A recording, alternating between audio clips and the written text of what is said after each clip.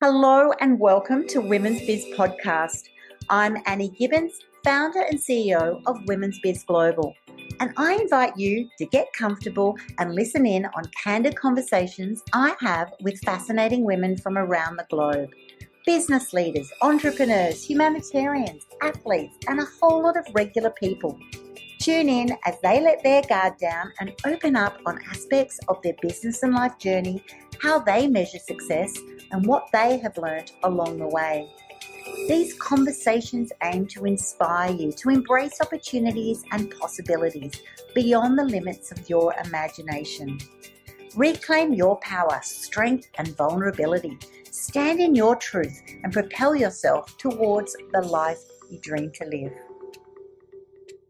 Hello and welcome everybody to this week's awesome episode of a Women's Biz Podcast. I have a beautiful guest today and we're going to be talking all things styling. So I felt like I should have put my tiara on and got myself a little bit more glammed up. But you know who's going to help us do that? Nicole Russo. She has been a personal stylist to superstar high achievers and executives for over 10 years with fashion industry, a few little detours in J.Crew and Theory. She was a senior personal shopper at Net-a-Porter almost 5 years. What fun would that have been, right? Helping the world's most famous, successful women dress just impeccably. Oh my gosh, I think that would be so fun. So welcome to the program, Nicole. Thank you for having me. And you are right. It was as fun and glamorous as you'd imagine. I mean, it was pretty cool. It really was. I love it when people say that, because sometimes you sort of get all excited about something. They go, oh, it's not what they say, it's not what you imagine. Whereas I'm thinking something like that, you know what? It would just be so fun. You got this canvas and they're saying, dress me, make me look amazing.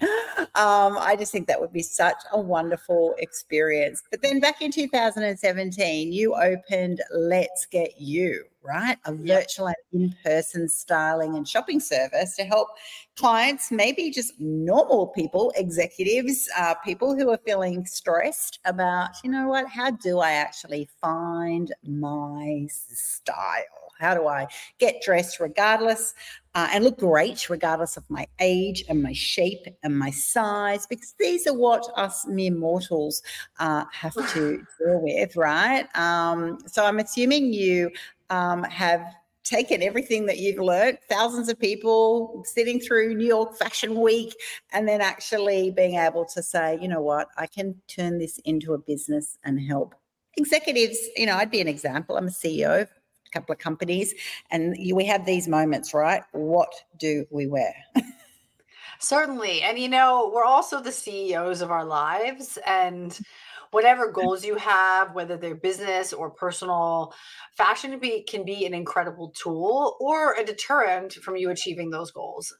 And that doesn't mean that you can't achieve goals without fashion, but it can be such an incredible tool and resource to propelling you forward, to bringing confidence, to being a bit of ease to your day. And contrarily, it can offer a lot of stress, a lot of time suckage, a lot of, negative vibes around the way that you look, about packing. And when you have your closet together in a way that supports your goals and your dreams and enhances the way you see yourself, a lot of incredible things can happen because you have more time, you have more energy, you have more money, believe it or not. And, it was a really incredible job and it wasn't a really incredible place to be in. But those opportunities to work with those brands really gave me a lot of the expert knowledge that I have, styling for over 10 years. And I mean, I really do say I've dressed over 1,000 people because I've dressed hundreds of people in my business over the years. We've been in business almost 6 years. And, prior to that, when you're working with people in the retail world and ongoing year after year, you really do get your 10,000 hours. And I was very invested in, my client's success, both in the fitting room and outside the fitting room. So I've seen it all. I've seen every height, every size, every budget. I've seen it all. That's what I love about an expert. Now, we go and say things like that, going, the way you dress or the way you present when you go out, or even, I agree totally, it's got to be for yourself first, but we go and say it can affect your budget, your bottom line. It can affect your success, your motivation, your likability. Is there any science to support this, or do we actually just think it? Yeah.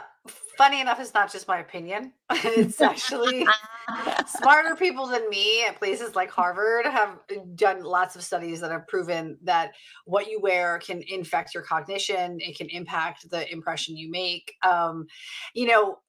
One notable a study was done where they call it the white lab coat study, and you could Google it. So if you want to know more about it and you want to kind of like not just believe this like stylist you're listening to on this podcast, Yeah. Essentially what it showed is that what you believe about yourself is like sort of what something you're wearing can represent to you. So it was they coined the term enclothed recognition. So you sort of adapt the mentality that of the person you're wearing. And in some, the study showed this by having participants wearing white lab coats, and some of them believed that they were a painter, and some of them believed that they were a doctor. And we all know a lab coat can be one or the other, and sort of the influence behind what that the representation of that fabric meant to the wearer, and then therefore what does that impact on those around you as well. So there's kind of something to me really incredible.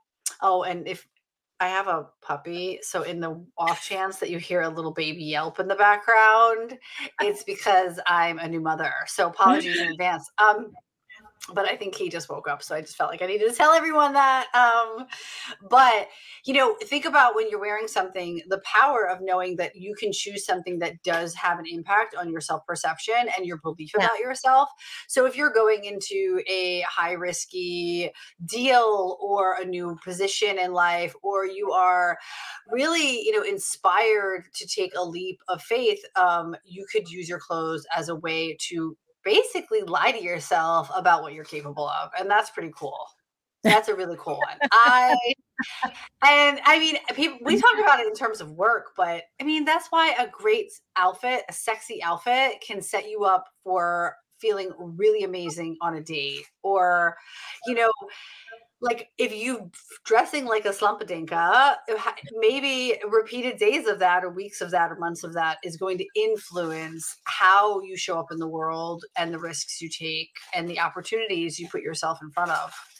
So these are just one of the things, and some of the things that I think science has really backed us up in proving the power of the way that you dress.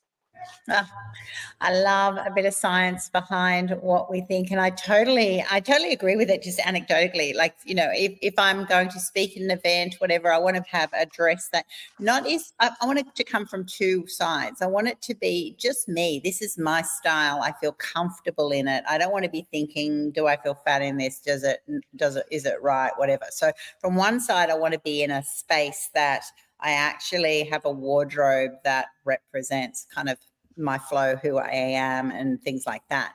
Then I also want to be at that event, dressed appropriately, that people look and go, oh, she's all dressed up. She looks like she's got this presence.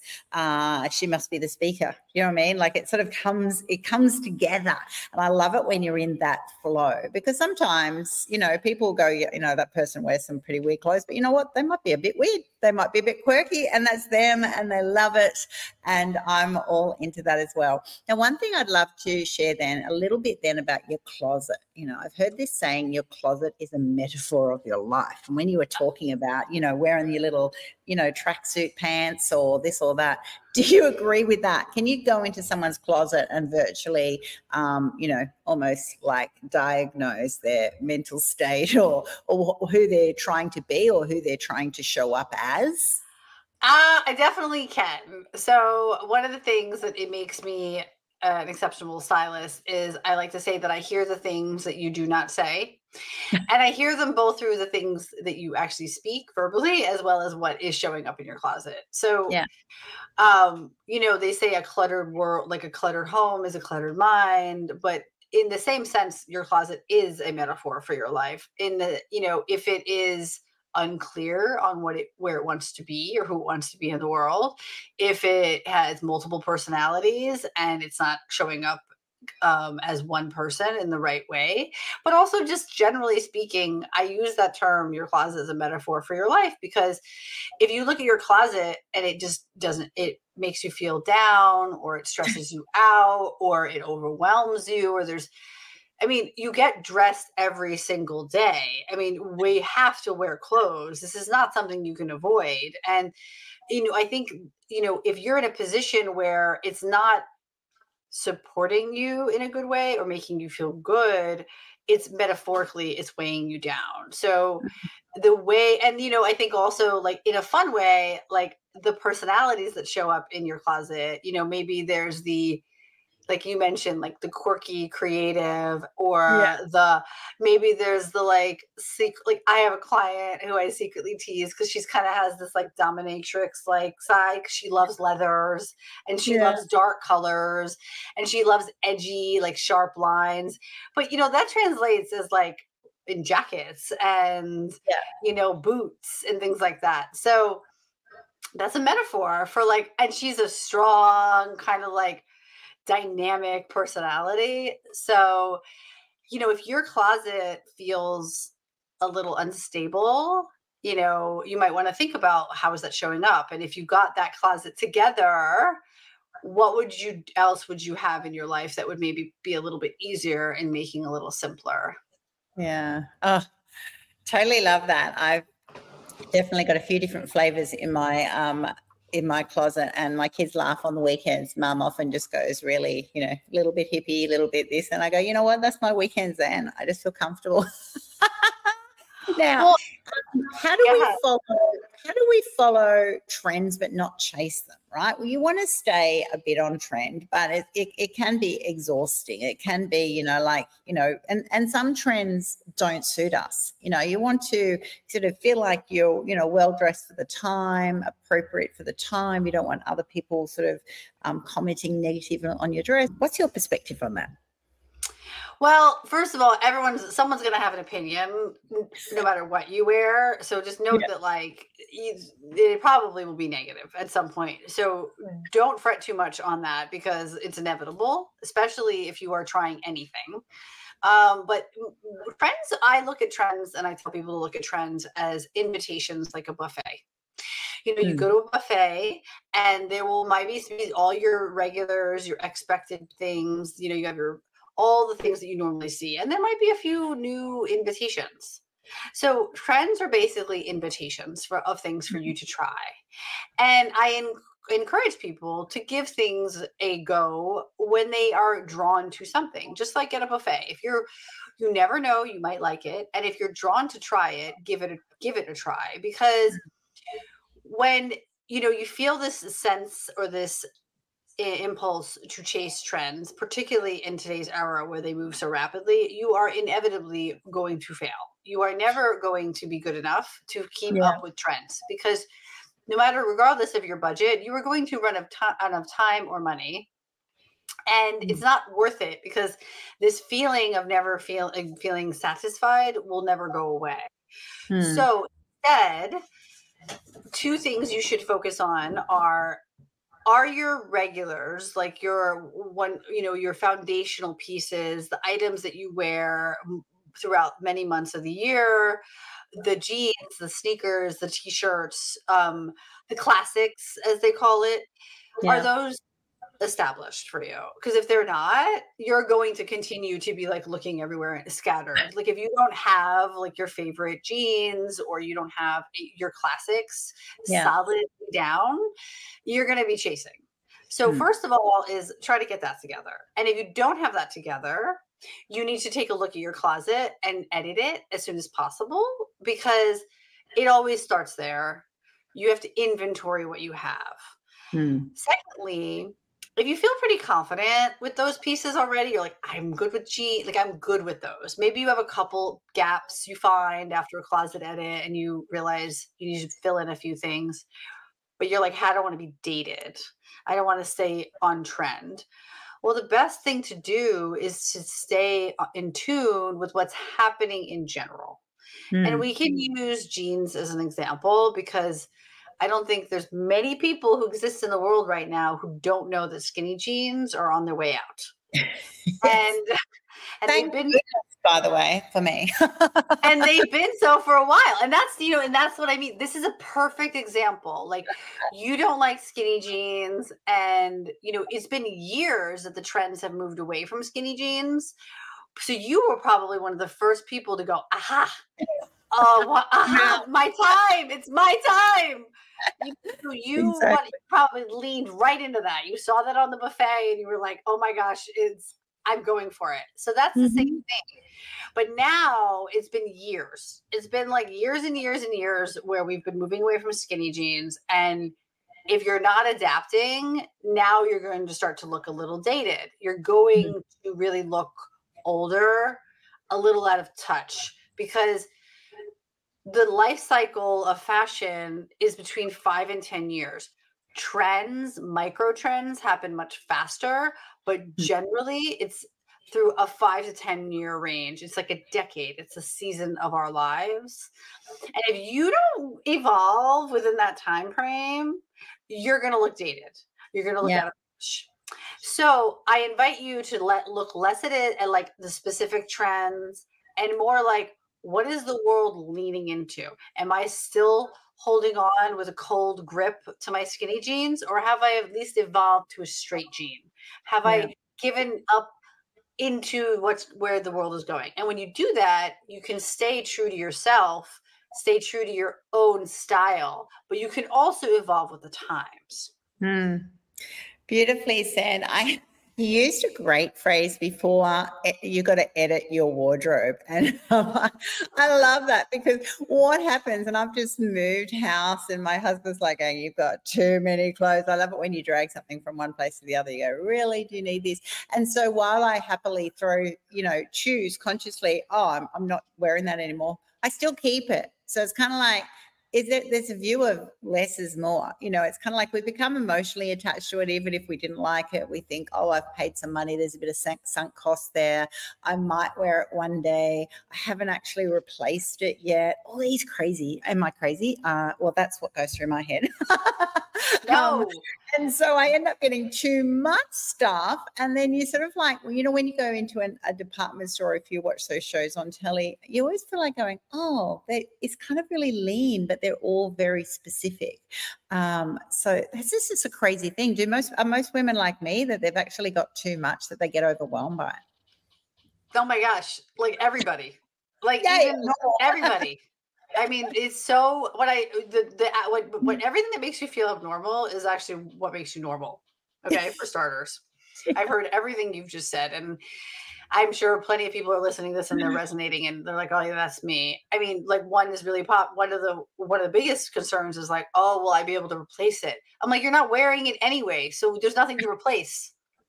Yes, What are that's you true. Replacing? Like the space, the air in your closet that it's taking up? Literally, you're not wearing it. Like, you have to think about it like, if you have a threadbare favorite trouser that you're not getting rid of because you are afraid to replace it and you just want to continue to wear it, that's a different point of view. But a lot of times we're afraid to get rid of the things that we're not even wearing.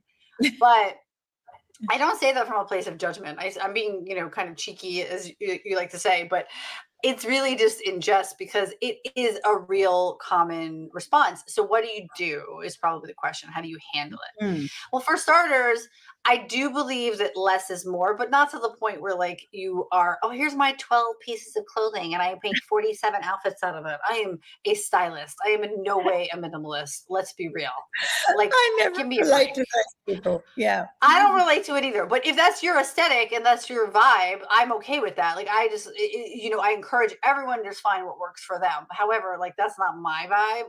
But you want to edit your closet where everything is there with intention. And that means that basically you either love it so much that you will find a way or a place to wear it at some point, Mhm. or like you are wearing it currently. And I'll say that more specifically, like what I mean. So a lot of times people use this rule, oh, you haven't worn it in 6 months or a year. I don't care. I don't give a shit. Oops, sorry, I don't know if I can curse. I don't care if you haven't worn it in 6 months. I care if there was ever a time in your life that you wore it to death. If you were madly in love with something and maybe you're not wearing it right now, that doesn't mean that you might not wear it 6 months from now. And that doesn't mean that you can't give it another cycle. What I don't like is when you hold on to things that you've never worn, that have never fit you, that don't make your feet feel good, that you don't want to wear more than 45 minutes, that itches you, that you've never figured out how to wear, even though we've gone an hour and a half into a styling session, that it was too much money and therefore you feel bad getting rid of it because you never wore it, but somehow you're saving money with it taking space in your closet, right? like somehow you pay rent or a mortgage and that jacket or those pair of shoes get those 6 inches of space in New York City, 6 inches of space is like probably worth $400. That's gold. Total gold. So you need to reframe your thinking around, and the reason I say, like, you don't have to get rid of things that you once loved, because I guarantee, like, there's a season or a reason for it and it will come again. And if if you edit out all the other junk that I just mentioned, the things that don't fit, they itch, you never wore them, you never liked them, you wore them because your mother-in-law gave them to you and you never wanted to keep it anyway, like all that junk that's sitting in there, if you got rid of all of that, there would be plenty of room for that blouse that you loved 3 years ago, you wore to death, and you just haven't touched. That blouse will not be taking up so much space that you'll be questioning in your heart, should I keep her? So that's why I say when you edit your closet, lastly, I'll leave you with this I'm very passionate about editing your closet. And the reason I'm very passionate about it is that you can have so much more when you don't have all the things that aren't working for you, taking up the mental and physical space when you're getting dressed in the morning. Your creativity will shine. Your ability to see what's missing will be so much clearer, and you won't waste hours or 20 minutes or 30 minutes every time you have to go anywhere figuring out what to wear, because you won't be digging out through the piles of leftovers that you don't want to exist in your life anyway. So I'm very passionate about editing your closet. I think that it is the foundation to a fantastic wardrobe.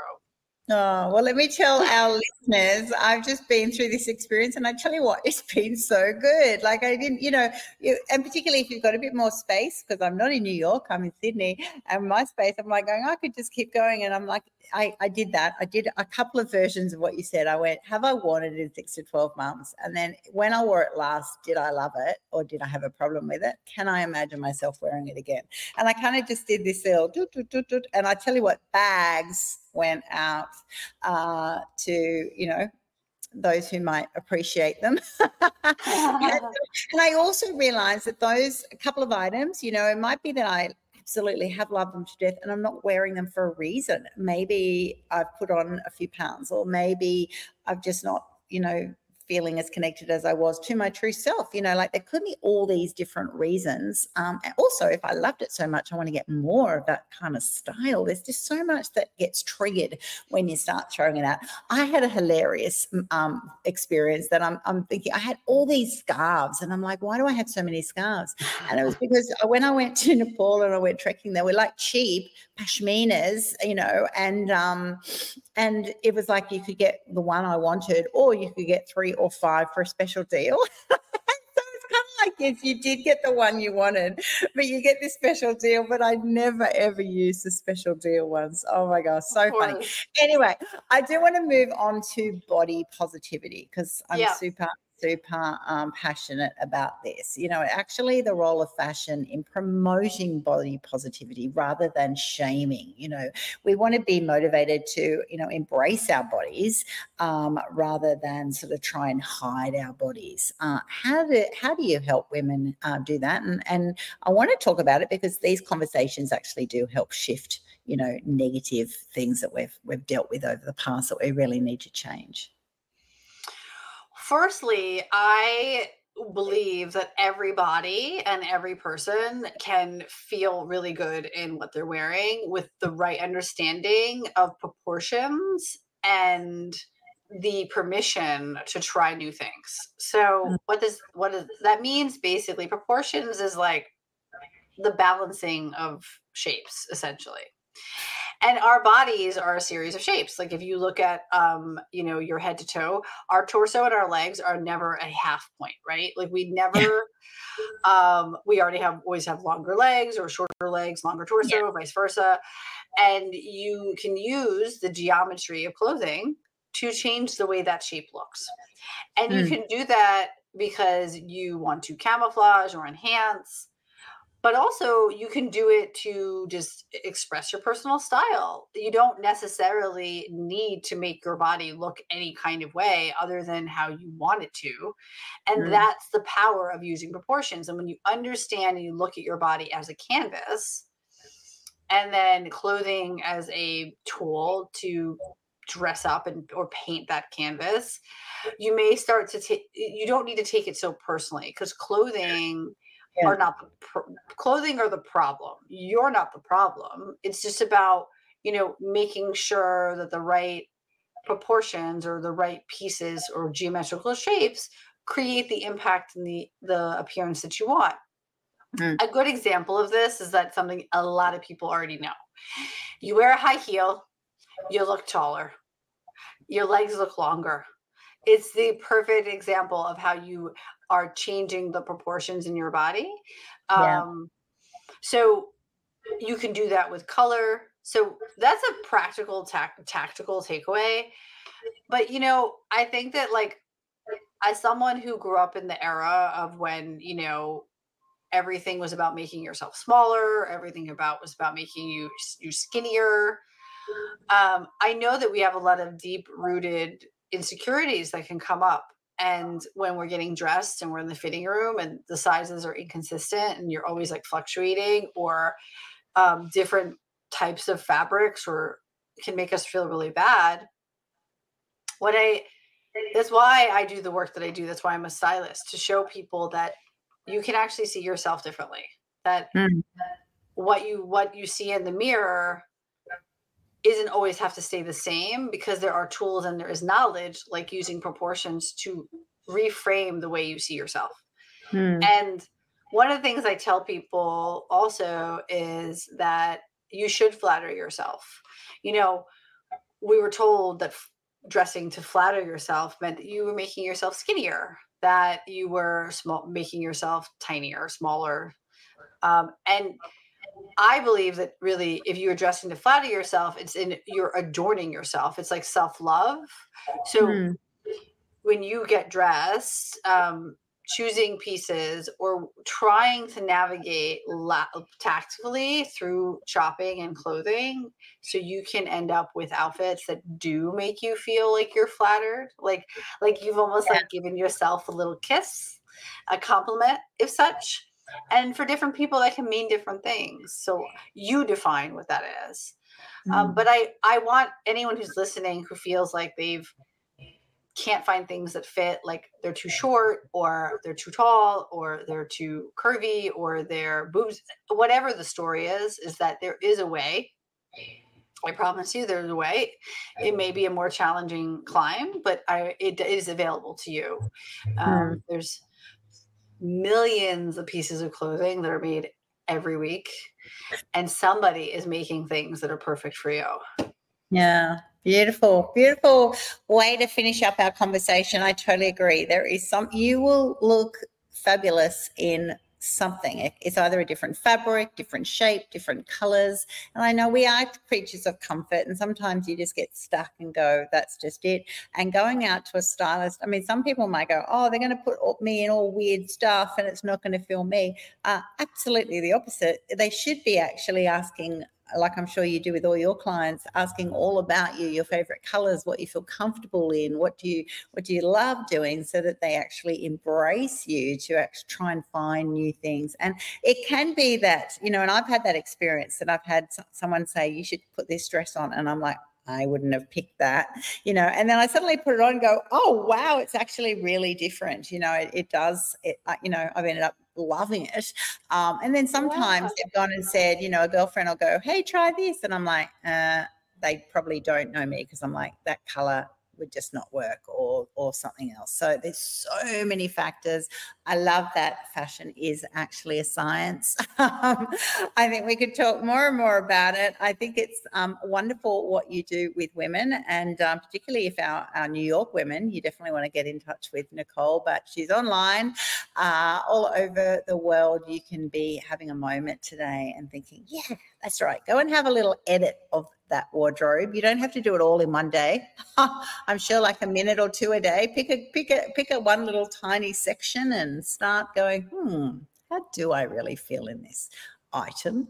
And make some key decisions, because we want everyone feeling gorgeous. I want that for all of our listeners, all of our people in our community, to go, you know what, this is me, and I'm loving that, and I'm gonna actually let that flow out to the world. And I want you, when you're out at, whether you're at work with your friends, going for a pitch, doing whatever you're doing, you don't want to have in your head all negative things about what you're wearing. That's right. If you're wearing a top that's itching you and distracting you from what you're wanting to do, chuck it out. Give it to someone else. 100%. And to your point about not having to do it too many minutes a day, that is exactly what you should do. Wear something you haven't worn, and within very quickly, once you've left the house or walked around the house in it, you will know exactly if it needs to stay or go. And that's the fastest way to editing your closet. Just wear it once. Wear it once, exactly. Instead of hiding it and going, oh, I'll just put that away again. No, put it on. And then if it still annoys you, chuck it out. I tell you what, it is so cleansing. I'm loving that just because of default. Actually, I probably should have done it years ago. And now I'm just like, oh, now I've got space in my wardrobe. I go, I better go shopping. Yeah. Oh my goodness, maybe not. Anyway, we could chat all day. For those of you who are listening in on our audio platforms, pop a chat in the comments. If you're on YouTube, on LinkedIn Live, wherever you are, you might be watching us today, pop some questions in for Nicole. Have a giggle with me. Go, yep, I'm like Annie. I have all these crazy girl moments. And you know what? I know I'm not alone. We all have them. We all feel insecure at times, but it's about, a lot of this is about just feeling good in your own skin. That's what we want to do, because that shifts everything. You will be better at business. You will be more successful. You want to attract the things that are right for you. And that's going to be when you actually just love your bodies, love yourselves, love the way you show up. Thanks for being on the show today, Nicole. I thoroughly loved our conversation. Me too. Thank you so much for having me here. Thanks so much for tuning in to this episode of Women's Biz Podcast. I'm Annie Gibbins, founder and CEO of Women's Biz Global. And if you would like to fast track your future success, pop on over to womensbizglobal.com, where you can find out how our coaching, media and publishing opportunities are helping women just like you to become and be seen as the trusted authorities in their niche. Inquire today and start reining in the abundance you desire.